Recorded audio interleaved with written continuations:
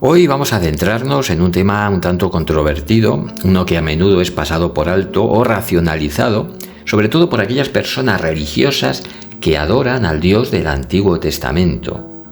Y es acerca de la violencia de ese Dios.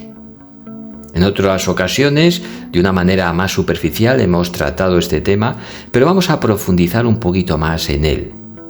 Vamos a explorar algunos pasajes violentos de la Biblia y discutiremos lo que implica adorar a un Dios cuyas acciones parecen irrazonables para el pensamiento moderno. Esto no es un ataque personal a las creencias de nadie, que nadie se me ofenda, sino una reflexión crítica sobre los textos que han moldeado nuestra cultura y sociedad, sobre todo desde un ámbito religioso. Primero pongamos las cosas en contexto. El Antiguo Testamento, o la Torá, en la tradición judía, es una colección de textos que reflejan las creencias, la cultura y las leyes de antiguos pueblos del Medio Oriente. Estos textos fueron escritos en un tiempo de guerras, conquistas y supervivencia en circunstancias brutales. Es decir, muchas de las historias reflejan la realidad de esa época, donde la violencia era una herramienta común para resolver conflictos y mantener el orden. Sin embargo, cuando examinamos detenidamente estos textos, nos encontramos con acciones atribuidas a Dios que son extremadamente violentas. Por ejemplo, en el libro del Éxodo, Dios envía las 10 plagas sobre Egipto, culminando con la muerte de todos los primogénitos egipcios, desde el hijo del faraón hasta el hijo de la esclava más humilde.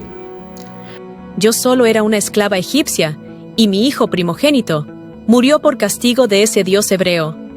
Yo le pregunto a ese Dios, ¿qué hizo mi hijo pequeño para merecer esa crueldad?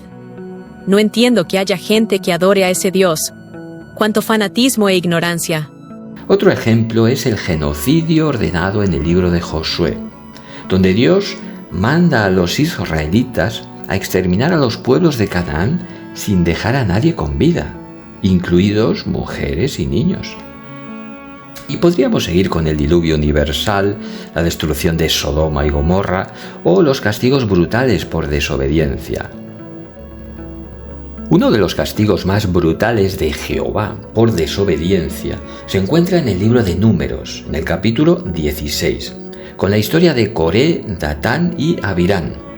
Estos 3 líderes cuestionaron la autoridad de Moisés y Aarón, lo que fue considerado como una rebelión contra Dios.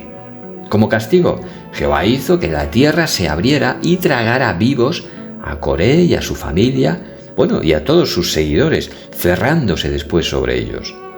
Además, un fuego salió de Jehová y consumió a los 250 hombres que se habían unido a la rebelión, demostrando el castigo severo por desobedecer y desafiar la autoridad divina.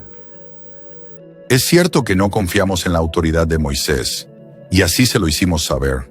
Sin embargo, la ejecución que nos propinó Dios fue tremendamente desproporcionada. Madre mía, ¿cómo se las gasta el tal Jehová? ¿No crees que te has pasado un poco, hombre? Ahora, desde una perspectiva moral moderna, estas acciones son difíciles de justificar, ¿no? En la filosofía ética es problemático justificar la violencia contra inocentes, especialmente cuando se trata de seres indefensos como niños. Aquí es donde surge la pregunta: ¿cómo pueden los creyentes justificar la adoración a un Dios que ordena y realiza actos de tal violencia? Algunos argumentan que no debemos juzgar a Dios con la moral humana. Pero claro, eso plantea otra cuestión. ¿Qué sentido tiene adorar a un ser cuyas acciones no podemos comprender o que violan nuestros principios más fundamentales de bondad y justicia? Muchos creyentes contemporáneos intentan suavizar estos relatos, interpretándolos alegóricamente o como metáforas. Sin embargo, las escrituras han sido utilizadas literalmente durante siglos para justificar guerras, persecuciones y castigos. Si bien es cierto que no todos los creyentes adoptan una lectura literal de estos textos, sigue siendo desconcertante que se siga adorando a un Dios con tales atributos violentos, especialmente en una era donde valoramos la paz, la compasión y la justicia.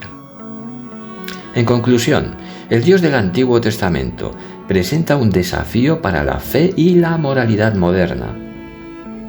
No pretendemos negar la importancia cultural y espiritual de estos textos, pero sí invitar a la reflexión sobre lo que significa adorar a un Dios con un historial de semejante violencia. ¿Es posible reconciliar la fe de un Dios con estas características con los valores que promovemos hoy en día? Hasta aquí el contenido de hoy. Espero que haya sido interesante. Si es así, puedes considerar suscribirte, darle like y compartir. Nos veremos en el siguiente. Hasta pronto.